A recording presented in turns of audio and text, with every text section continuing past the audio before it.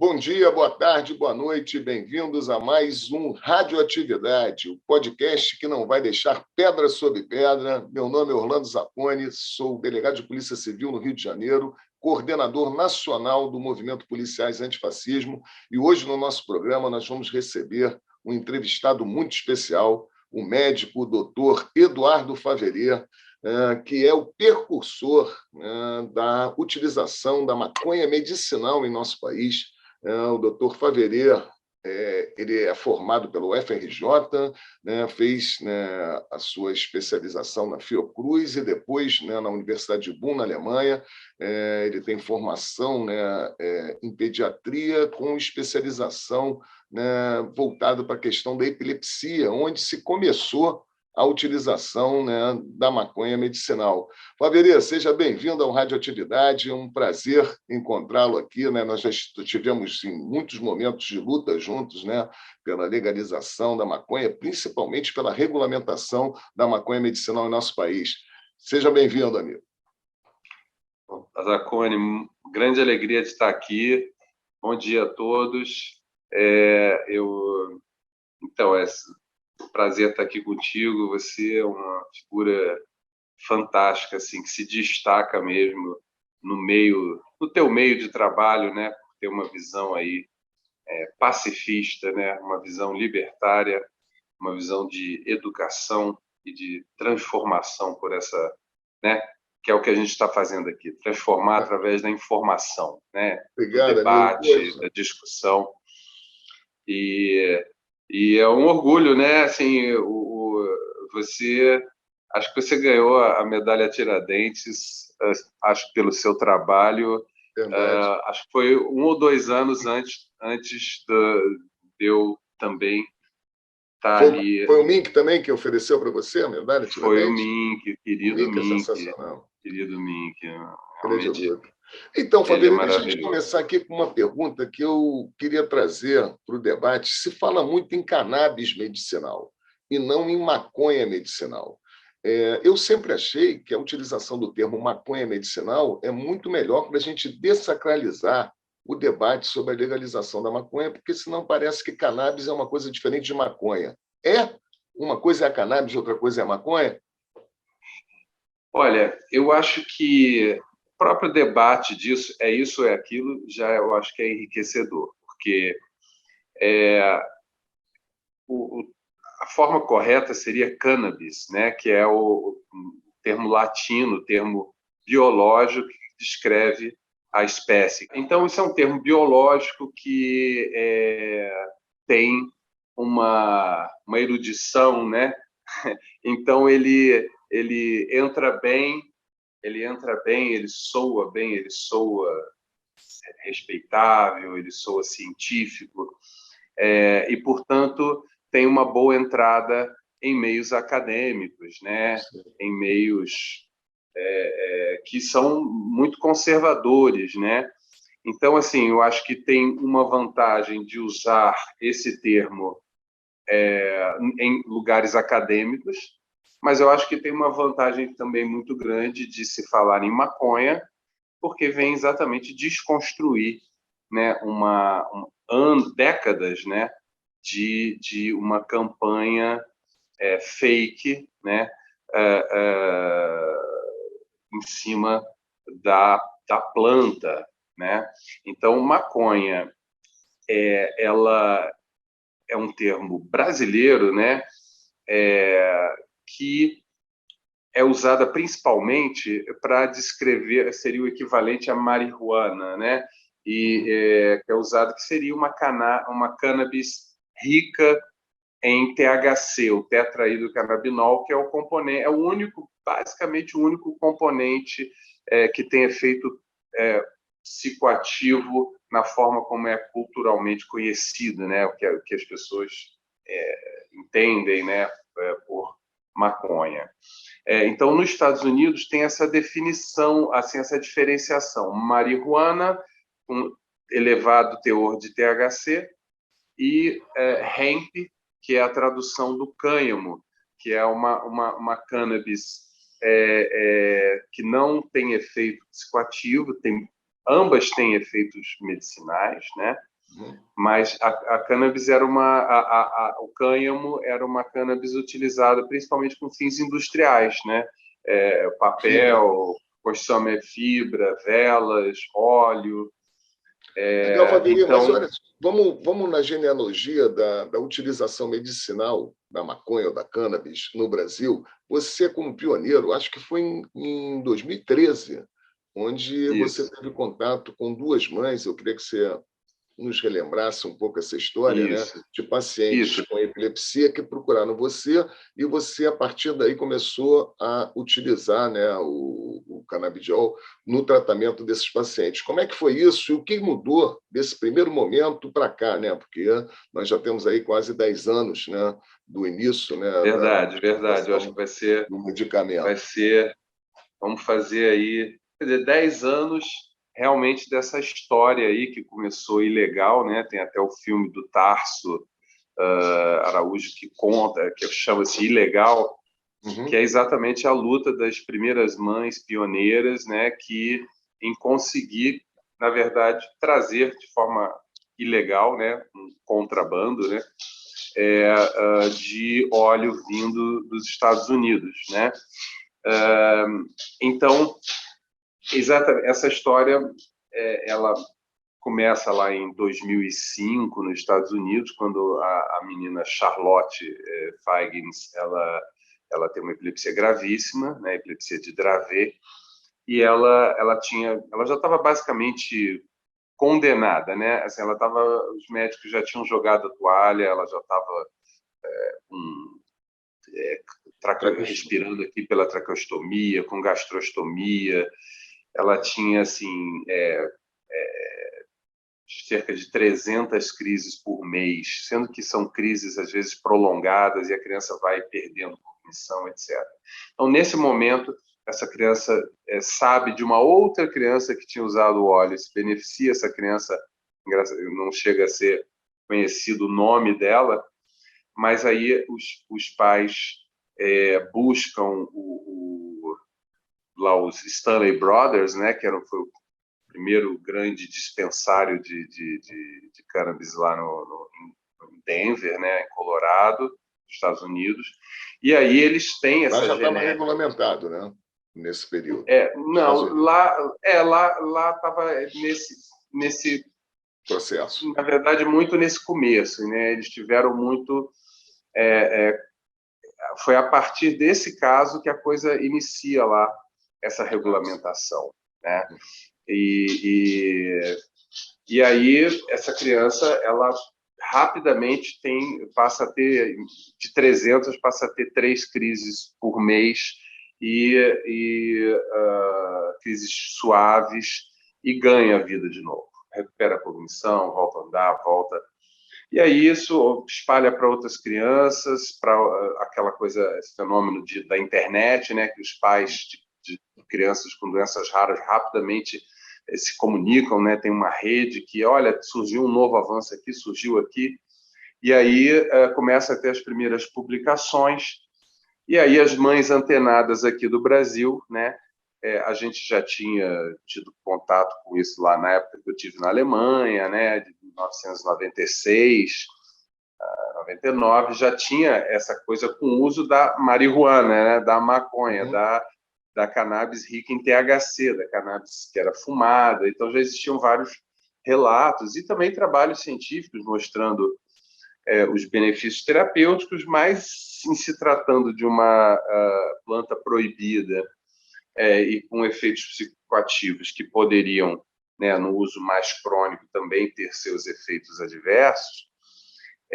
a coisa ficou ali uma parada até que surge essa criança e a discussão do uso de uma nova molécula, né, que é um dos 144 canabinoides, né, da planta, e o canabidiol ele ganha esse destaque por ser uma molécula muito bem tolerada, né? Os óleos ricos em canabidiol têm todos os componentes da planta, né? Como os outros canabinoides.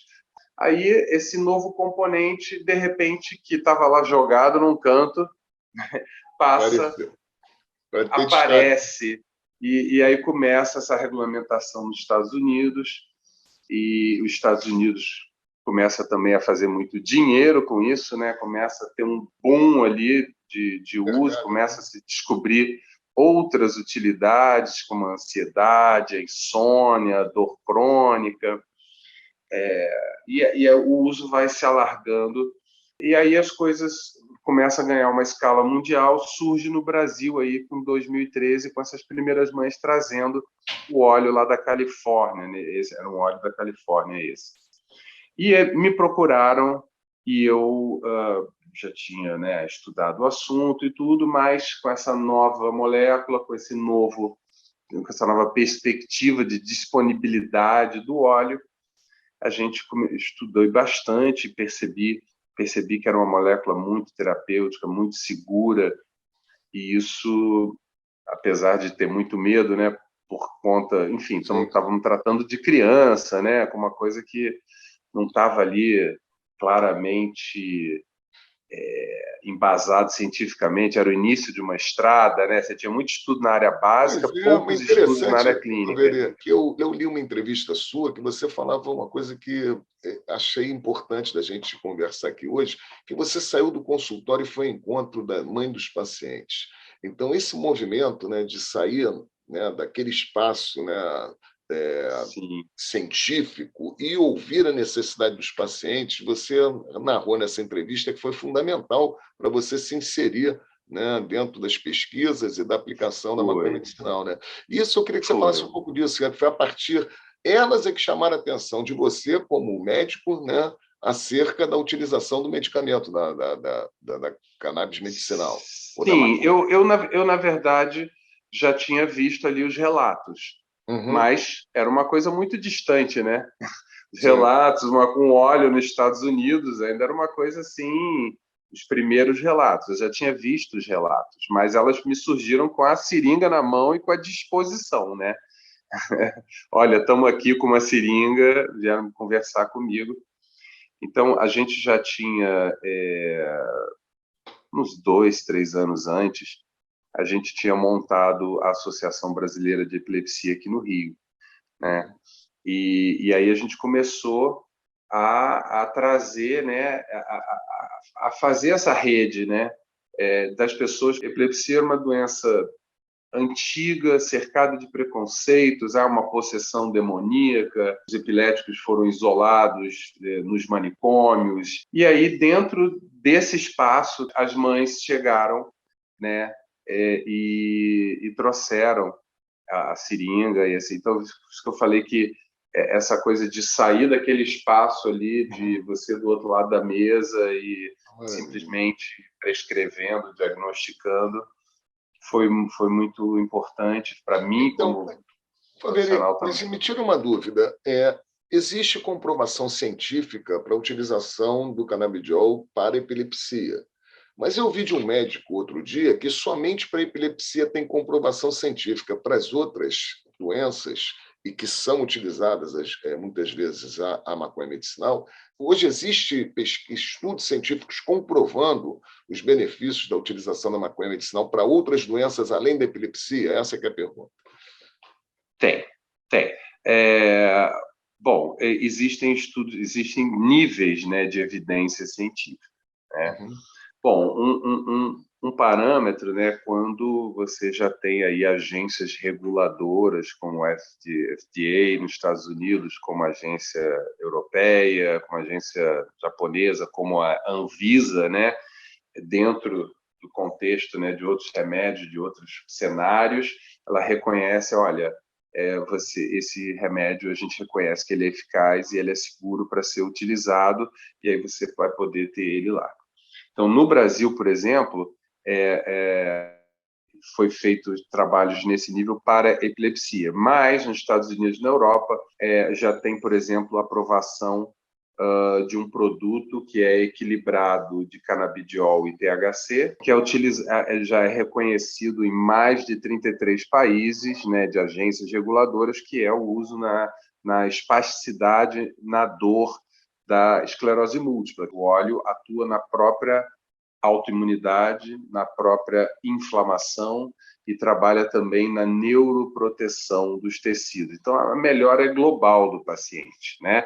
O óleo, ele atua no sistema endocannabinoide, que é um sistema que só foi descoberto na década de 90 e vem sendo constantemente aprofundado esse conhecimento. É um sistema que nos autorregula, chamado sistema de homeostase, né? O sistema que vai nos colocar, como nós estamos aqui bem, tranquilos, né? Respirando bem, sem ansiedade. Então, o sistema endocannabinoide, ele nos recupera de uma situação de estresse físico, emocional, tira sua dor, te desinflama, diminui sua ansiedade, aumenta ou não o seu apetite, dependendo dos canabinoides que estão lá.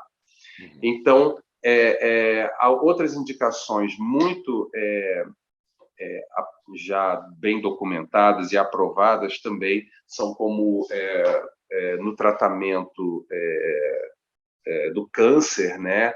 Hoje em dia, em Israel, só se trata câncer lá com o uso do canabinoide. Não só porque melhora a qualidade de vida da pessoa, trata dores, trata, né, questões de humor, tudo, mas porque os principais componentes já estudados, como o canabidiol e o THC, eles têm vários mecanismos anticancerígenos, né? Para dor também existe nível de evidência e aprovação também em vários agentes. Então, dor, câncer em fase de quimioterapia, esclerose múltipla e epilepsia já tem níveis de evidência para aprovação em diversos órgãos reguladores. Mas existe muito trabalho, por exemplo, já em ansiedade, né? Em insônia, em autismo, né? Assim, autismo eu considero uma das principais indicações, porque você não tem um tratamento específico para o autismo. Você trata assim as comorbidades, as complicações, por exemplo, a criança se autoagredindo, aí dá um neuroléptico, né? Um antipsicótico para a criança. Qual é o efeito da cannabis para o tratamento do autismo? Qual é o resultado que ele alcança, já que a gente não tem algo que não tem cura? Então, mas tem até crianças que saem do transtorno do espectro autista. Então, entendendo o autismo como um transtorno do neurodesenvolvimento que vai acontecendo, né? E que quanto mais cedo você atua, maior a chance de você voltar a ter um desenvolvimento mais próximo da normalidade, né? No sistema endocannabinoide das crianças com transtorno do espectro autista foi detectada uma baixa de componentes desse sistema. Então, existe ali como que uma insuficiência do sistema endocannabinoide, que pode ser de causa genética, causa tóxica, agrotóxico, medicamentos, inflamações, infecções, né? Então, distúrbios metabólicos. Então, várias coisas podem impactar esse sistema que nos equilibra e que é fundamental durante todas as etapas do neurodesenvolvimento. Então, exatamente nas áreas do cérebro emocional, social, né? Dessas relações sociais recíprocas, do olho no olho, do afeto, da empatia, né? É onde você tem mais receptores canabinoides, mais influência do sistema canabinoide no desenvolvimento. Então, quando você precocemente atua desinflamando e melhorando essa nutrição dos neurônios, regulando esses sistemas envolvidos na parte emocional, social e cognitiva, você recupera um rumo de desenvolvimento. É claro que isso vai depender da causa genética, né? Tem causas genéticas que por si só são muito graves, tem uma epilepsia muito grave. Então não é um tratamento que vai curar todo mundo, não é. Mas assim você como tem melhoras. Assim como nenhum medicamento no mundo, ele tem exato. De 100% Mas você tem benefícios significativos. Os trabalhos colocam benefícios de 65% a 90% em determinadas comorbidades, né? E 20% tem um benefício, assim, maravilhoso, né? E quanto mais precoce, melhor. Então, é uma coisa que a literatura está avançando, a gente está entrando com um projeto bonito, né? Que é um projeto lá de saúde pública em Búzios, né? Pois é, essa Búzios, notícia de Búzios foi muito boa, né? Autorizaram o oferecimento do medicamento na rede pública, né, municipal. isso, foi incluído na relação municipal de medicamentos, né? Aprovado por unanimidade na Câmara de Vereadores de Búzios, né? São os desdobramentos que começou lá atrás, né? Então, É assim, verdade. hoje em Agora, é dia você vê importante, Favela, também a gente lembrar que existem, né, contraindicações para o uso, né, do canabidiol, assim como existem contraindicações em qualquer bula de remédio. Quando você abre a bula, até para a Novalgina, está lá, né, sim, escrito algumas sim, contraindicações. Eu lembro de um caso de um amigo meu, né, da juventude, que ele ficava extremamente agressivo quando usava maconha. E depois ele foi diagnosticado, né, com esquizofrenia. E eu não sei por que me disseram, eu não sou médico, que o esquizofrênico ele tem, né, não só com a maconha, mas com álcool, com algumas drogas, né, alguns efeitos negativos que podem gerar uma certa agressividade. É isso mesmo? Eu queria ouvir de você, é. né, que é especialista na Não, então, novamente, né, a gente tem aí pelo menos umas 800 espécies de maconha ou de Uhum. cannabis, né? Então, tem maconhas mais ricas em THC, maconhas mais ricas em CBD, né, o canabidiol, maconhas mais ricas em canabigerol, um outro fitocannabinoide também, em THCV, maconhas que são mais equilibradas, que têm a mesma quantidade ou mais ou menos, né? Então tem todo um espectro do efeito que a gente chama de efeito entourage, ou efeito comitiva, que é todos esses componentes que dão um efeito conjunto, né? Um coletivo de Uhum. canabinoides, terpenos, flavonoides que vão estar atuando ali no sistema endocannabinoide. Nas plantas ricas em THC, principalmente nas muito ricas, né, com muito concentrado de THC, se você pega ali um adolescente que tem uma propensão genética ou mesmo ambiental também, um isolamento social, sabe? E esse menino usa uma dose forte de THC sem o CBD, porque o CBD ele corta esses efeitos adversos do THC, então isso é uma informação chave. O uso combinado do CBD e THC em diferentes proporções permite a adequação ideal para aquela pessoa, para aquele sistema endocannabinoide da pessoa, para aquela pessoa que tem aquela questão, aquele transtorno, que vive num determinado meio, que está numa comunidade ali onde tem a milícia e que tem ali operação militar e que tem aquele estresse, né, pós-traumático, repetindo, é uma bala, é um amigo que morre. Então, aquela pessoa que está vivendo naquele meio, que tem muita ansiedade, insônia, depressão e estresse pós-traumático, você vai poder individualizar. No caso de uma genética muito rica em THC, com quase nenhum CBD, Uhum. isso ela é de risco para essa população que tem uma propensão para sintomas ou um surto de esquizofrenia. Mas mesmo num indivíduo saudável, né? Você pegar por exemplo, essas spices, essas cannabis sintéticas, Uhum. elas são muito mais ricos, muito mais um risco muito maior do Sim. que a planta natural, né? Porque elas são de uma potência absurda e sem esses contrapesos, sem canabidiol, sem outras coisas, e aí a pessoa realmente pode ali passar mal, até ter uma convulsão, até ter uma síndrome de pânico, até, sabe, ficar extremamente ansiosa, taquicárdica.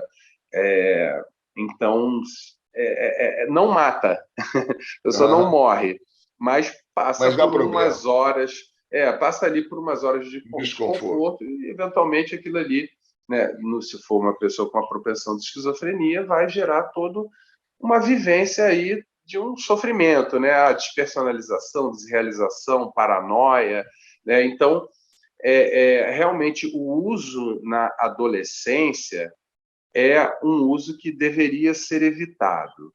Se não puder ser evitado, porque existe toda uma questão cultural, ambiental, e às vezes até de uma necessidade mesmo, né? Terapêutica, medicinal, então deve ser bem orientado. E essa é uma questão, né, Zacone, fundamental. Quando você tem um sistema proibicionista que impede que seja feita pesquisa, que impede que sejam feitas palestras. A gente fez um evento no Instituto de Psiquiatria da UFRJ que um professor quis impedir, ele quis impedir que os médicos residentes participassem, tentou coagi-los, quer dizer, impediu o acesso ao conhecimento, ao debate. Que se debate isso é chamado, inclusive, a polícia. Já teve evento que a polícia foi no local para tentar impedir o debate. Exatamente. Mas eu queria aproveitar, então, que você tocou nisso, Valéria, eu queria agora, já no encaminhamento, né, já no final do programa, tratar um pouco do teu viés militante, né? O Eduardo Faveri, ativista pela legalização da maconha. Você é muito ligado, né, aos grupos, né, que se reúnem em associações, né, de usuários, né, para a produção do medicamento, né? Como é que está hoje, né, a construção desse campo político, né, das associações, a perseguição que algumas dessas associações sofrem, inclusive por conta de um poder jurídico, policial desinformado, do qual eu pertenço, eu sou delegado de polícia e sei de perto a desinformação que acontece nesse ambiente de magistrados, promotores, delegados, né? E outro dia mesmo, né, nós tivemos aqui a notícia aqui no Rio de uma associação que sofreu uma intervenção através de mandado de busca e apreensão, né, uma investigação. Eu queria que você falasse um pouco dessa realidade das associações e dessa luta que se faz hoje através do PL 399, da regulamentação da produção do medicamento, porque olha só que absurdo nós chegamos. O Brasil autoriza o consumo do medicamento, mas não regulamentou a produção. Ou seja, nós somos obrigados, se formos, né, pelos caminhos legais, a importar ou pedir um HC na justiça, um habeas corpus na justiça para poder produzir o medicamento aqui. Isso viola o princípio de soberania nacional, né, Faveri? O Brasil, né, ele pode produzir esse medicamento gerando emprego, gerando renda, né, criando uma indústria nacional, né, que, né, não nos coloque na dependência, enquanto país periférico, de adquirir esse produto dos países centrais, que hoje quem está mandando esse medicamento para cá é a indústria dos Estados Unidos, do Canadá, da Inglaterra, da Alemanha, né, da Croácia. Né? O meu pai, né, conseguiu autorização e importou da Croácia um medicamento quando ele estava vivo. Né? Sim. Ou seja, uma situação terrível que eu queria que você, como militante, né, da legalização, pudesse falar um pouco sobre isso. De fato, né, a gente está perdendo uma oportunidade histórica, de grande potência, né? Nos Estados Unidos eles chamam de Green Tsunami, né? É a tsunami verde. É uma onda muito potente de geração de emprego, né? Empregos no campo, empregos na cidade, distribuições. Quer dizer, a cannabis, pelas suas múltiplas potencialidades, tanto na indústria quanto na saúde, né? E a indústria a fibra do cânhamo extremamente resistente. Existem já aviões projetados todos de fibra de cânhamo, né? A fibra do cânhamo também, ela é muito mais ecológica do que o eucalipto para a produção de tecido, para a produção de papel, para a produção. Então, assim, ambientalmente, ecologicamente, socialmente, ao descriminalizar, né, a pessoa que quer cultivar para o seu próprio uso medicinal ou para a produção de alguma algum benefício aí social, ela está aí sendo criminalizada. Então, a gente está gastando dinheiro, gastando vidas, né?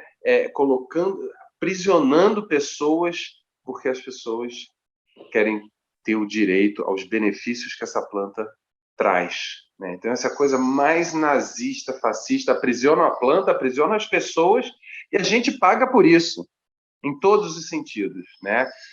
Cria a figura do traficante, a figura do policial que entra na comunidade dando tiro para lá e para cá, né? São as mortes que a gente fica vendo, são as pessoas presas.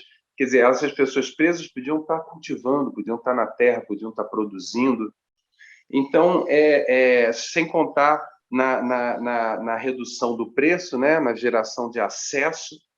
E aí, nessa questão do acesso tanto ao produto, né? Que seria principalmente o óleo, né? Mais do produto conhecimento, né? Acesso e tudo, as associações têm um papel fundamental. Primeiro, elas foram pioneiras em tudo, né?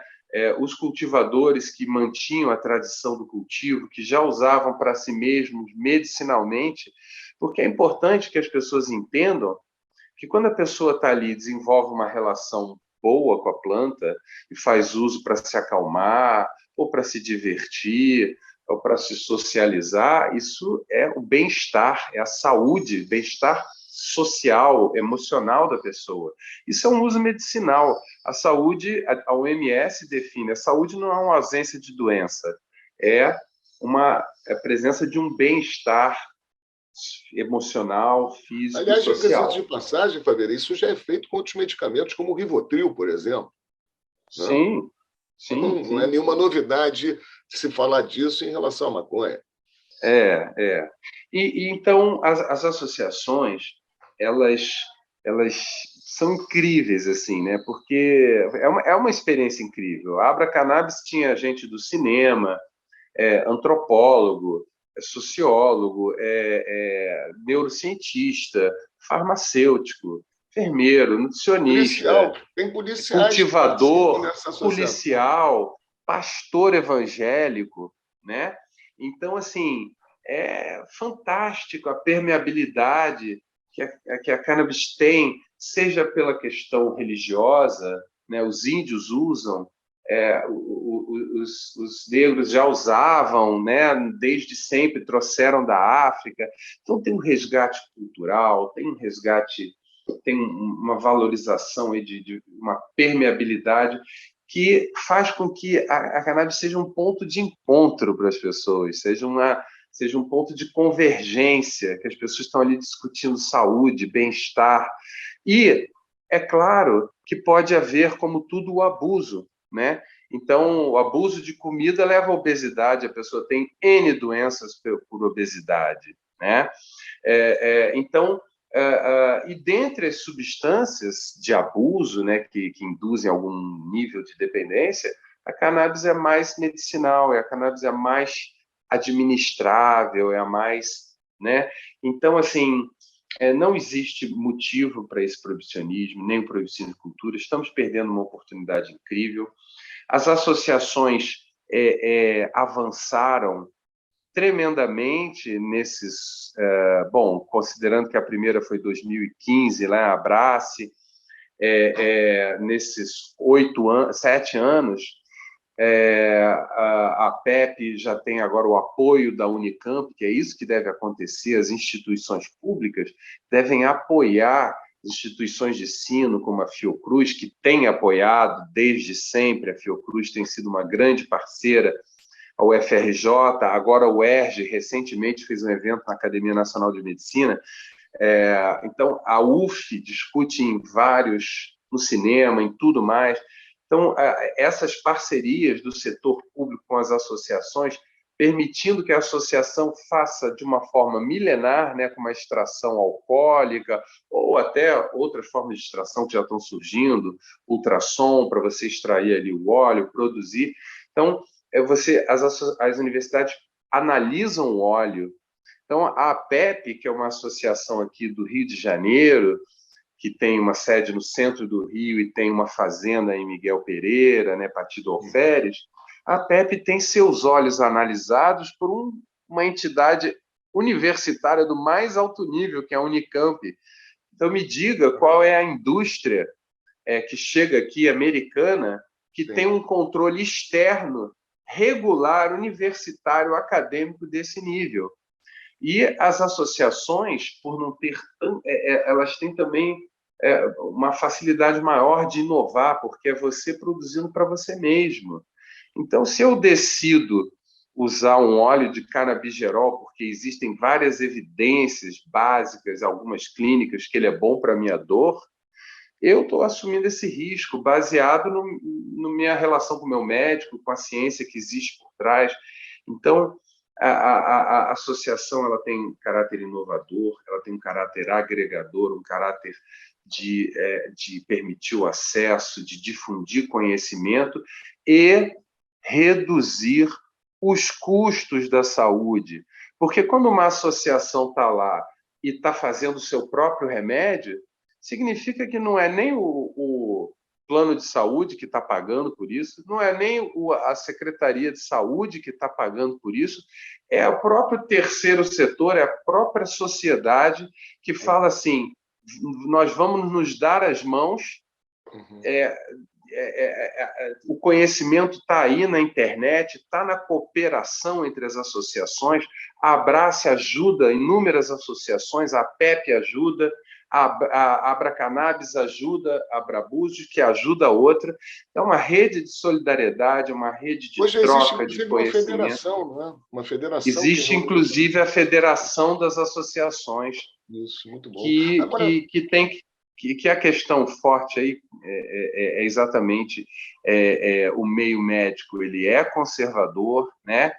Tem muito médico bolsonarista, tem muito médico que vai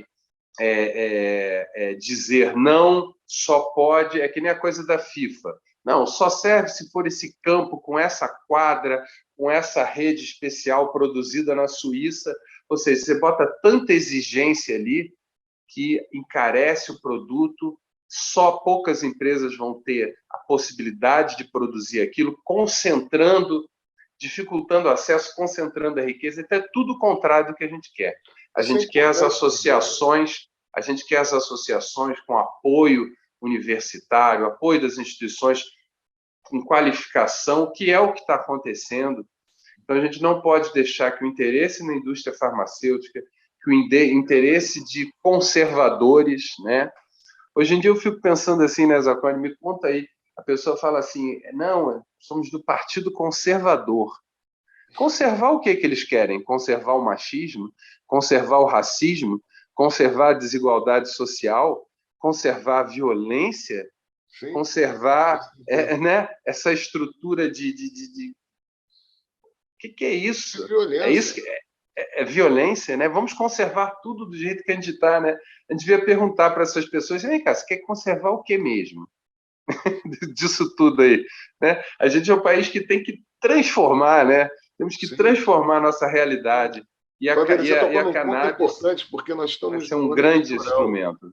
Esse ano é um ano eleitoral e existe um projeto de lei que está tramitando no Congresso Nacional, que é o PL 399, né? É uma proposta legislativa, né, de regulamentação da produção da cannabis medicinal ou da maconha medicinal, que tem colocado de lado as associações e o autocultivo e direcionando um pouco, né, a regulamentação da maconha medicinal no Brasil somente para empresas de grande porte, que, no final das contas, nós sabemos, são essas startups gringas, que já estão no Brasil, né, de olho nesse grande negócio.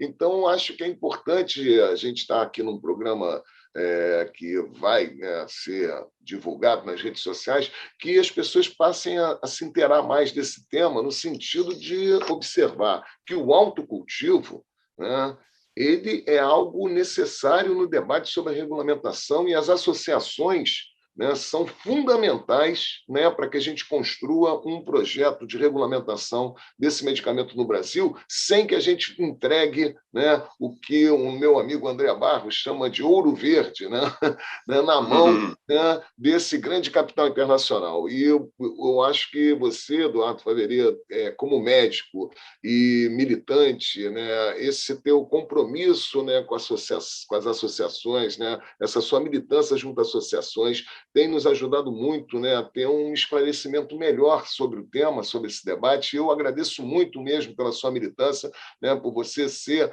esse médico, né, que está aí de frente num debate tão importante, que não é um debate só sobre descriminalização de uma droga, é um debate que vai muito além, é um debate de saúde pública, né, que você tem trazido aí, nos brindado aqui, né, durante esses anos todos, né, no seu pioneirismo. Muito obrigado.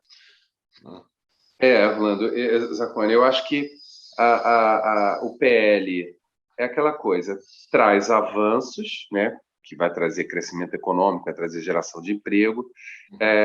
Tem ali, estava conversando com o Dult, né, nesse evento da Academia Nacional de Medicina, falando que existe ali uma previsão de inclusão de associação, farmácias magistrais, né, farmácias de manipulação, mas submetendo tudo submetendo a Anvisa, que a Anvisa irá então definir, mas basicamente eles vão exigir de associações o mesmo que exigem de uma indústria, o que limita tremendamente a possibilidade de associações e do acesso, né, ao óleo, né?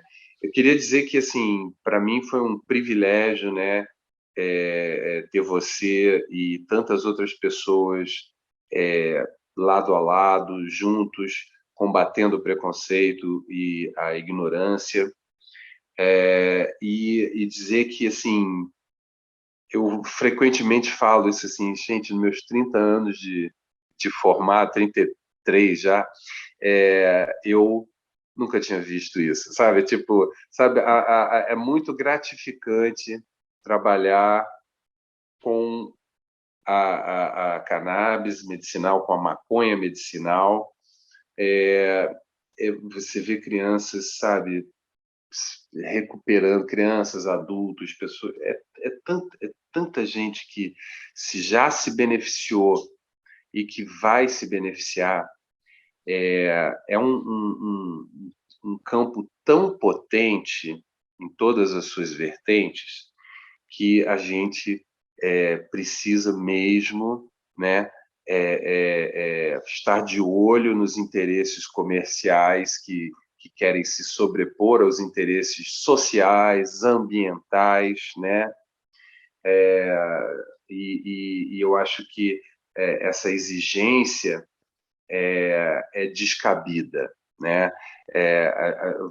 Assim, eu acho que abre um espaço, mas isso vai ter que ser trabalhado, provavelmente quando o cultivo se tornar mais generalizado. É aquela coisa, quando a coisa é naturalizada, aí daqui a pouco já tem o delivery disso, já tem o negócio, já tem a entrega, já tem o produto na farmácia, então a pessoa já começa. Aí aquela coisa, maconha não era uma droga que queima neurônio, mata? Não, maconha regenera. É claro que a gente está falando, existem situações de abuso, né?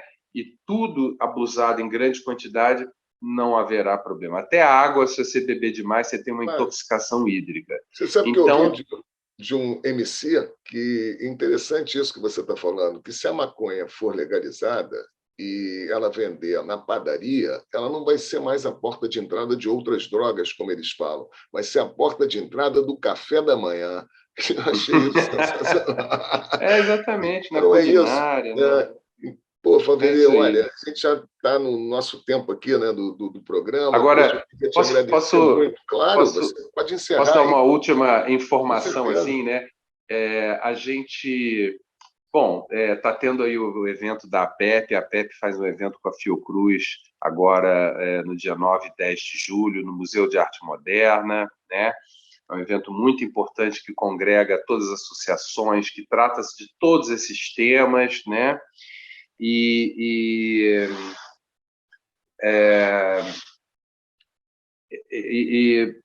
Até esqueci o que eu ia falar, mas enfim. Vai ser no dia 10? Vai ser no dia 9 e 10 10 de julho. Isso, de fazer julho? de julho. De Tá. julho. Vai ser mês aonde? 7. Vai ser no Museu de Arte Moderna. As pessoas se inscreverem, vai ser bacana, vai ter Quero estar transmissão. presente.